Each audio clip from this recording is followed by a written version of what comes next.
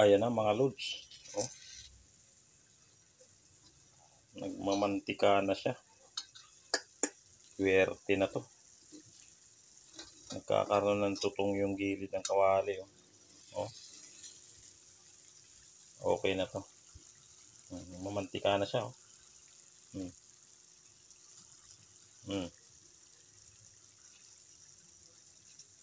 Suwabe na naman to. Swerte. Namit good. Patayin na natin yung apoy. Ayan. Ayan na mga lods, ang finished product.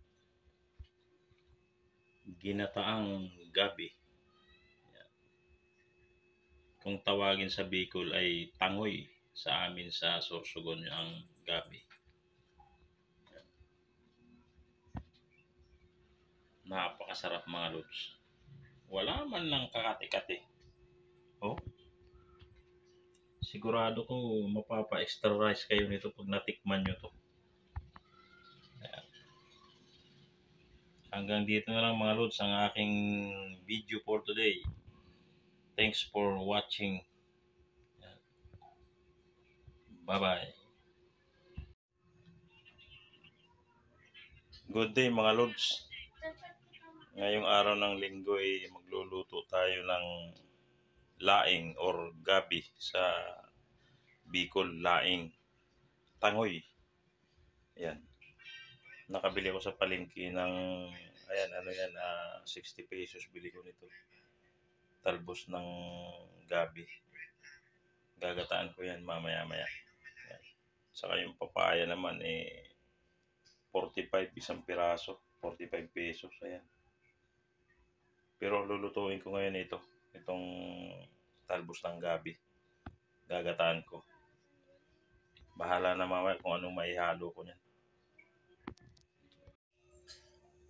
Ayan mga lods, i-prepare na natin itong gabi.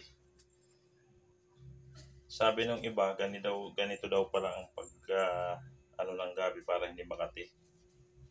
Tatanggalin itong dulo na ito. Ayan.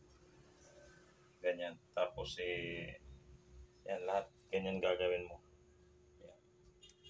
Tapos ang gagawin mo niyan, pag nakaganyan na siya, gaganon mo daw siya. Ayan. Tapos yun. Gaganon mo siya. Tapos ganyan. Pipisilin mo to. Susubukan natin kung talagang okay nga ito.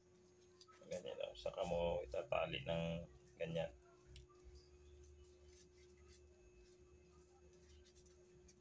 Ganyan daw lang mga lods.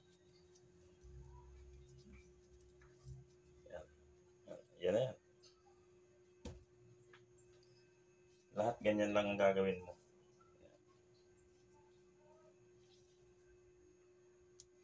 Yan, ganyan.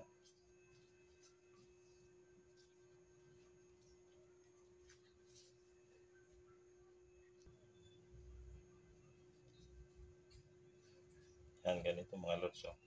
Tatanggalin mo yung dulo. Tapos pisil-pisil na ganyan. Yan. Tapos tatali mo siyang ganyan.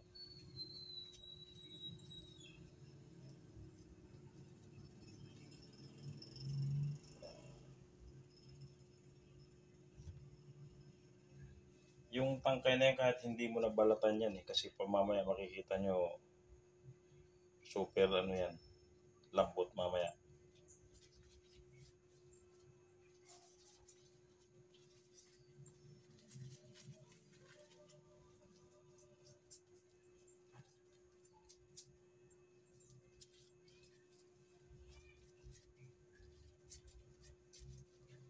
Ganyan lang mga lods.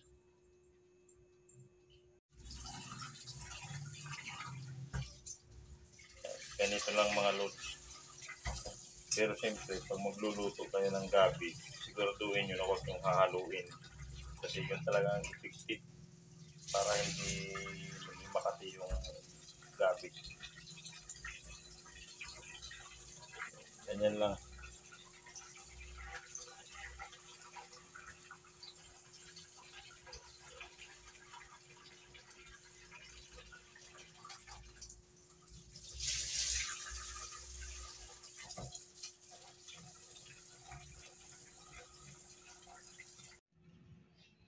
Ayan na nga mga lods.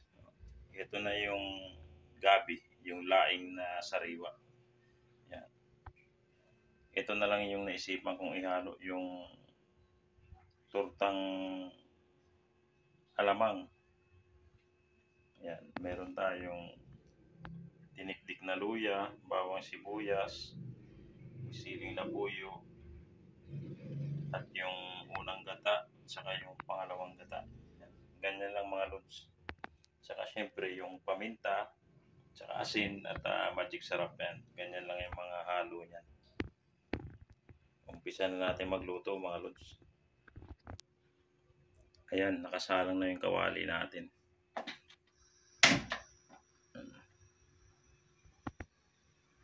Igigisa natin siya konti mga lods para medyo okay.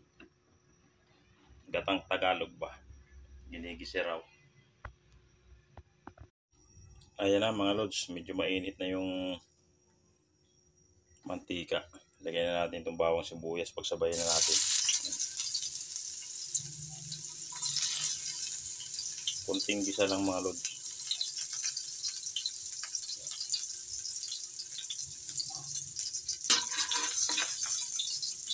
Saka yung sili, lagyan na rin natin yan.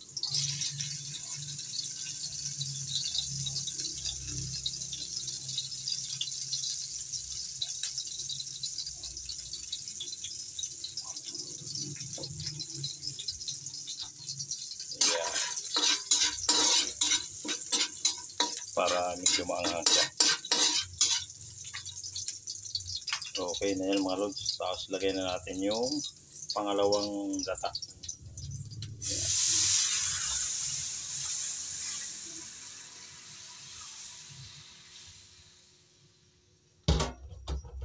Yan.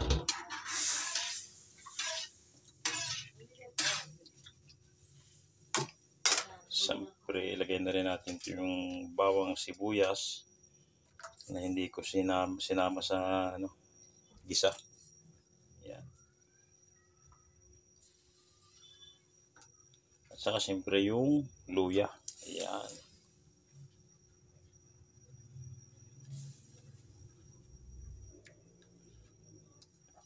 Yan.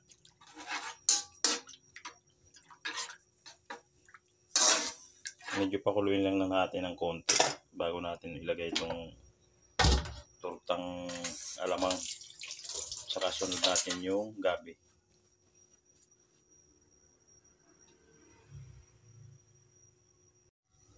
Ayan mga lods, kumukulo na siya. Haluin lang na ganyan. Lagyan na natin ng konting asin. Yan. Iodized salt. Saka lagyan natin ng paminta. Nakalimutan ko palang banggitin ito kanina. Lagyan natin para medyo siya. Saka lagyan na natin itong torta.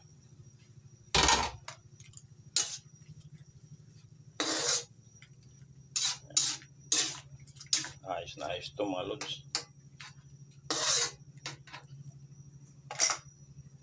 Saka syempre, lagyan na natin ng magic sarap para magkalasa na siya. Tapos mamaya kung medyo kulang pa ng konti, pwede nyo dagdagan. Isama nyo doon sa pangalawang gata. Yan. At syempre ilagay na natin itong gabi. Yan. Ang dami pala. Pero mamaya bababa yan.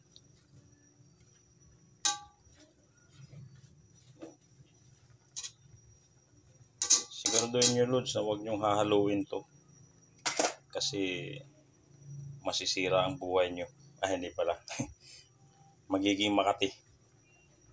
Yan. Ayan, ganyan lang mga lods. Tapos takpan na natin yan. Tingnan natin mga lods. Yun, no? Suwabe. Medyo may sabaw pa siya. Kailangan medyo tuyo bago natin ilagay yung unang gata. Timplado na yan. Tikman nga natin. Wow. Tamang-tama yung anghang niya.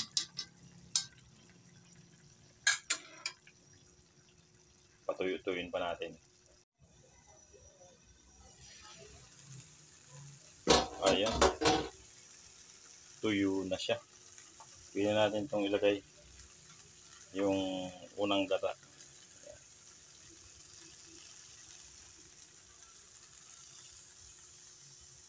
Yan. Ayos na ayos.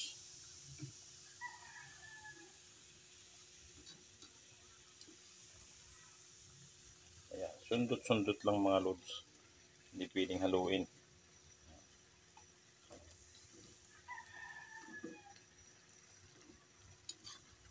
At yan ipatutuyuin na natin.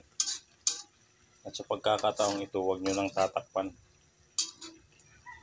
Pagka nailagay nyo na yung unang gata, huwag nyo nang tatakpan mga lods. Hayaan yung mag-caramelize yung gata at medyo magmantika.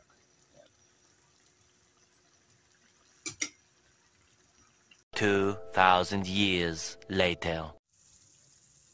Ayan na mga lods. Oh. Nagmamantika na siya. Swerte na to. Nagkakaroon ng tutong yung gilid ng kawali. Oh. Okay na to. Mamantika na siya.